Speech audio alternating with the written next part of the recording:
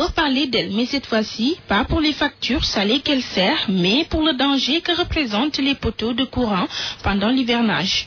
Comme c'est le cas à Grand-Yoff, où ce poteau électrique hante le sommeil des habitants de la cité millionnaire.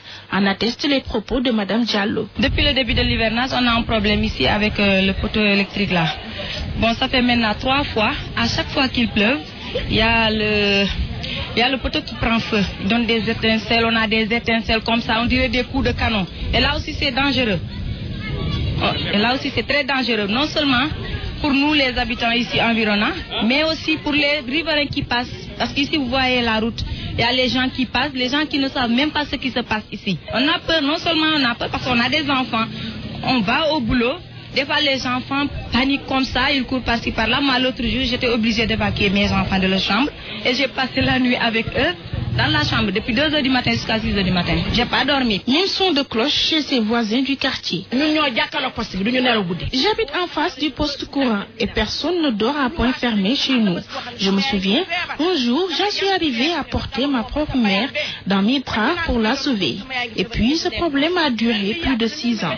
Malgré cela, le danger est toujours là. Il persiste. Là,